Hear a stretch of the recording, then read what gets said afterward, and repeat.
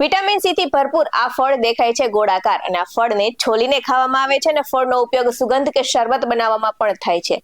તેમજ most ઓફનું favourite છે આ ફળ અને બ્યુટી પ્રોડક્ટ્સ બનાવવામાં પણ પુષ્કળ પ્રમાણમાં ઉપયોગ કરવામાં આવે છે.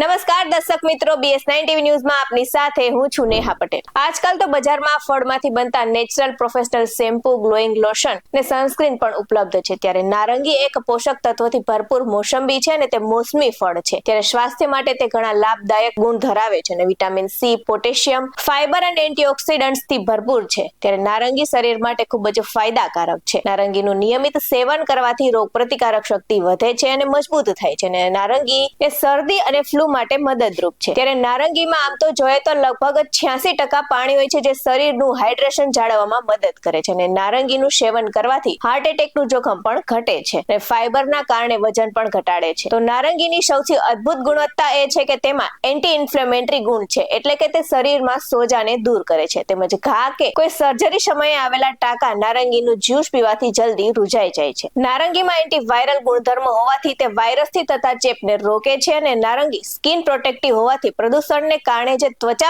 સંબંધિત રોગો થાય છે તે પણ દૂર કરે છે અને એનિમિયા, કેન્સર, બ્લડ પ્રેશર, સંધિવા, સ્થૂળતા વગેરેમાં ખૂબ જ ફાયદાકારક છે. તો મજાની વાત તો એ છે કે નારંગીની છાલમાં પણ ખૂબ જ પોષક તત્વો અને ગુણોથી ભરપૂર હોય છે, જે સ્કિન માટે ખૂબ જ ફાયદાકારક છે. આમ જોઈએ તો આપણે રોજબરોજના જીવનમાં જ્યારે નારંગીનો ઉપયોગ કરીએ છીએ તો આપણે તેની નારંગીની છાલ ફેંકી દેતા હોય છે, પરંતુ તમને જણાવી દઉં કે નારંગીની છાલના ફાયદા પણ અદ્ભુત છે.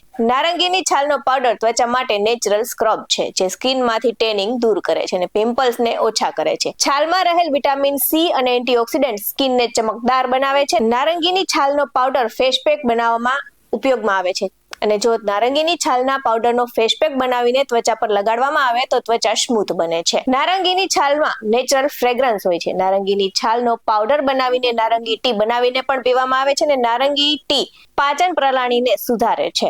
આ સાથે જ તમને ખાસ વાત જણાવી દઉં કે જેમને કિડનીની સમસ્યા છે, સાઇટ્રિક એલર્જી હોય છે, તેમને નારંગીનું સેવન ડોક્ટરના જણાવ્યા અનુસાર કરવું જોઈએ. તેમજ વધુમાં કહું તો સાથે જ રાતના સમયે નારંગી ન ખાવી જોઈએ. આવા જ વધુ અહેવાલ સાથે ફરી મળતા રહીશું. તમે અમારી YouTube ચેનલને સબસ્ક્રાઇબ કરવાનું અને અમને Facebook અને Instagram પર ફોલો કરવાનું ભૂલશો નહીં. બાકી અવનવી અપડેટ્સ મેળવવા માટે આપ જોતા રહો BS9 TV ન્યૂઝ. અહીં આપવામાં આવેલી જાણકારી વિવિધ આયુર્વેદના નિષ્ણાતોના જણાવ્યા પર છે. BS9 TV ન્યૂઝ આવી કોઈ પુષ્ટિ નથી કરતું. નમસ્કાર.